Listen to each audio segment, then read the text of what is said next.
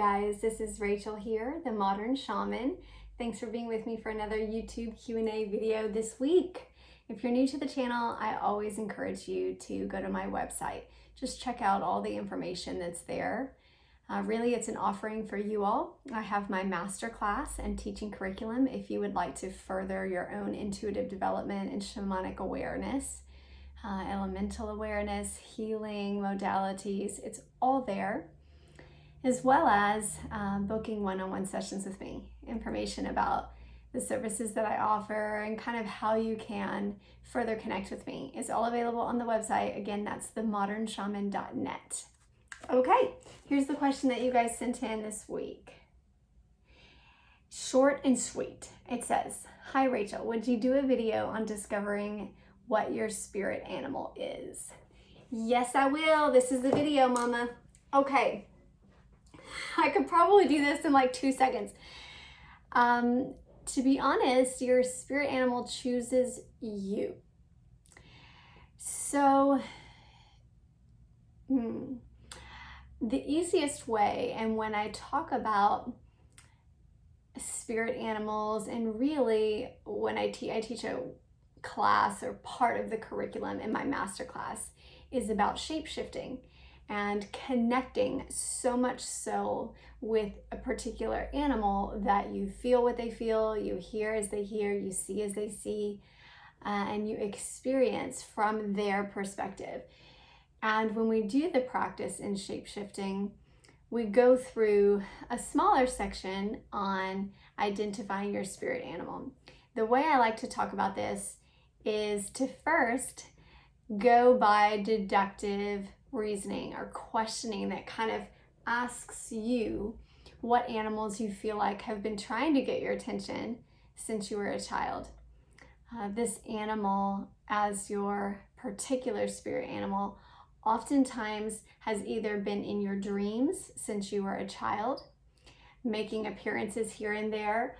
Sometimes you've just always had a fascination with them.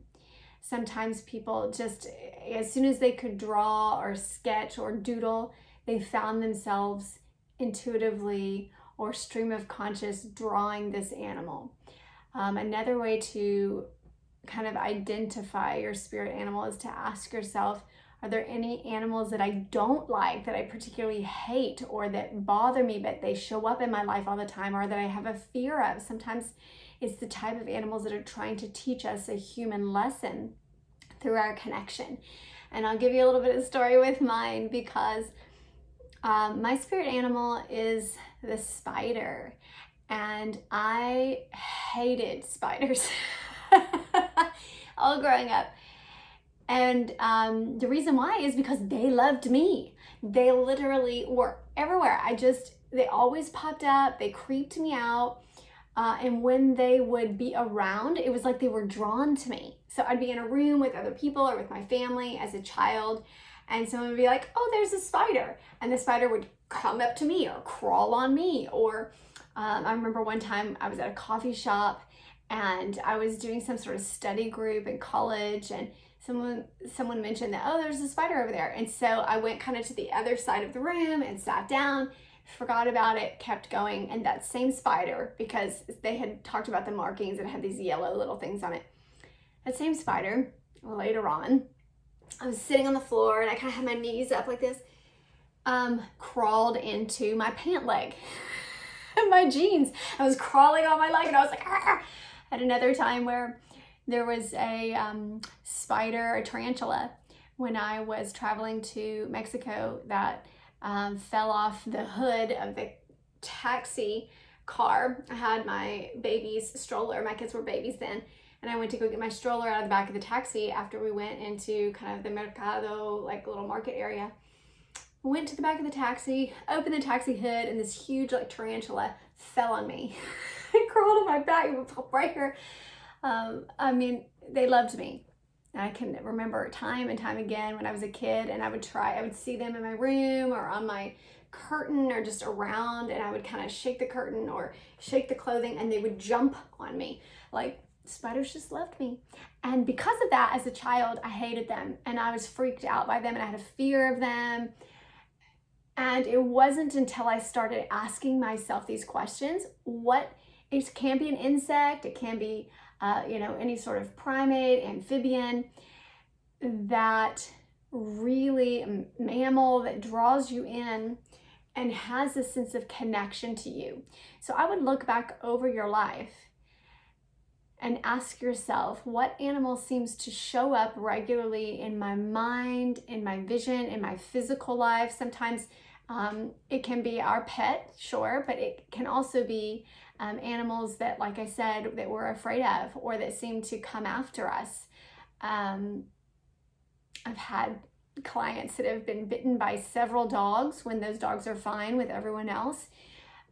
Ways of really trying to grasp at your attention for lessons and for awareness. Now that I know that about my own spirit animal with the spider, I started to do some research around it, and it's actually a very positive spirit animal, one of connectedness and webbing and pulling all things together in the web of life. And it's a beautiful spirit animal that I feel drawn to. But the visual aspect of it, the actual spiders, I still get creeped out by them. I'm like, I'll stay with the symbolic meaning, because they have kind of just such a way of trying to get my obvious attention, like coming right at me.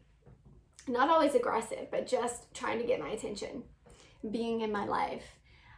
Sometimes, on the more positive side of things, this is an animal that you're just fascinated with, that comes up in your dreams, or tries to show up when you're reading about things or when you see on a movie. You're just like, oh, I'm just in awe of that animal. For some reason, I'm really drawn to it.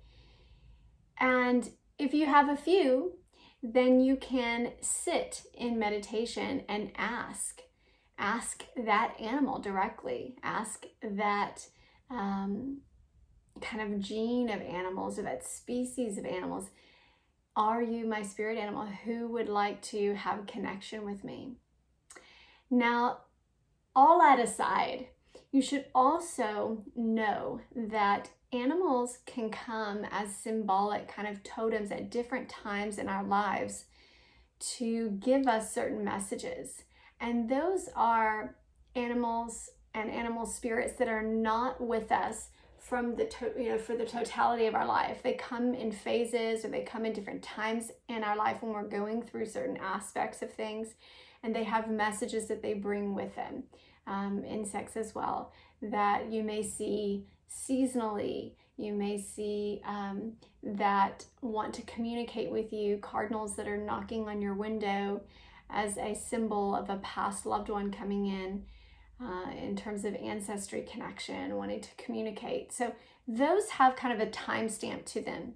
They aren't timeless. They haven't been with you from the beginning. And those have particular short-term messages to help you on your journey with whatever you're going through in the moment. So that's a different type of awareness. And you can kind of separate the two and differentiate your spirit animal from those that come to give you messages. And those are kind of spirit messengers at particular times in your life. Also, spirit animals have a way of truly embodying the energy and the totality of part of your purpose here on earth. Part of my purpose as a teacher and a connector and engaging and bringing kind of all things into central awareness is very, very obvious in the symbolism and the energy that the spider carries. And so it brings all together and kind of places them in its web, in its womb, in its space that it's created for them to grow, to develop, and it kind of pulls things together. So sometimes those spirit animals have a particular way of embodying the characteristics that you need in this life. And when you begin to look further into their character traits, let's just take a lion, for instance, that we feel like is the king of the jungle, right? And has a lot of courage and strength and authority and wholeness.